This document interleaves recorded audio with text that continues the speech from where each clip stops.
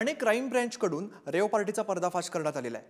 ठाणे घोडबंदर जवळील गावामध्ये ही rave party सुरू होती आणि यामध्ये ताब्यात घेतलेल्या 100 जणांची आता मेडिकल टेस्ट सुद्धा होणार आहे। ठाणे घोडबंदर जवळ गावामध्ये ही रेव पार्टी सुरू होती। आपण या रेव पार्टी मधला हा फोटो पाहतोय। ताब्यात घेतलेल्या 100 जणांची यावेळेला आता मेडिकल टेस्ट होणार आहे।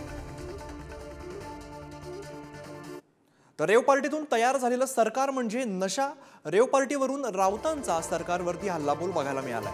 महाराष्ट्रातून उद्योग जातात, ड्रग्ज येतंय असं सुद्धा वक्तव्य संजय राऊत यांनी केलंय। तर मोदी फक्त गुजरातचे पंतप्रधान आहेत का असा सवाल सुद्धा राऊतांनी उपस्थित केलाय।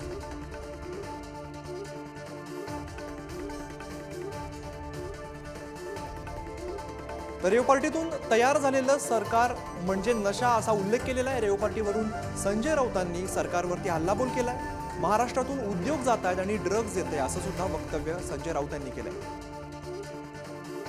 मुख्यमंत्र्यांच्या ठाण्यात काल रेव पार्टीवर खरं तर रेड मारली गेली। 100 पेक्षा अधिक जणांना अटक झाली। मला माहिती आहे का, हे सरकारच रेव पार्टीतून निर्माण झालंय। ही सरकार म्हणजे एक नशा आहे। ही सरकारच रेव पार्टीतून निर्माण झालं। ही कॅबिनेटने रेव पार्टीच आहे ती। पहा ना तुम्ही, पैशातून निर्माण झालेलं सरकार बरं का, हे दुसरं काय असतं त्यांना कळत नाही। अख्ख्या महाराष्ट्रात नशेचा व्यापार सुरू आहे। आम्ही वारंवार बोलतो आहे, अख्ख्या महाराष्ट्रामध्ये गुजरातमधून ड्रग्स या राज्यामध्ये येत आहे। गुजरातमध्ये इथून गुजरातला उद्योग जातोय आणि गुजरातमधून महाराष्ट्रात ड्रग्स येत आहे।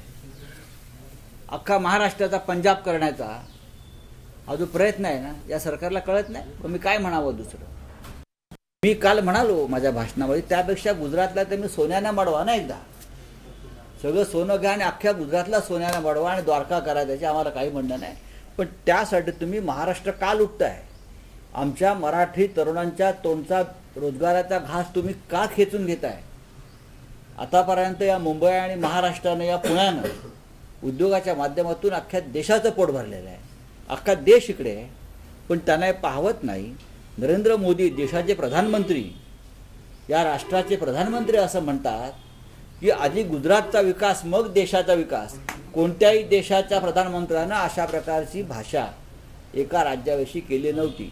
अनेक राज्याचे प्रधानमंत्री या देशात होऊन गेले। उत्तर प्रदेशचे झालेले आहेत बरं का, त्यानंतर दक्षिणेचे झालेले आहेत, अनेक राज्याचे प्रधानमंत्री। गुजरातचे मोरारजीभाई देसाई पण झाले याआधी। पण ही भाषा कधी कोणी, आधी गुजरातचा विकास किंवा आधी माझ्या राज्याचा विकास? अहो, तुम्ही देशाचे प्रधानमंत्री आहात, तुम्ही एका राज्याचे प्रधानमंत्री नाही आहात।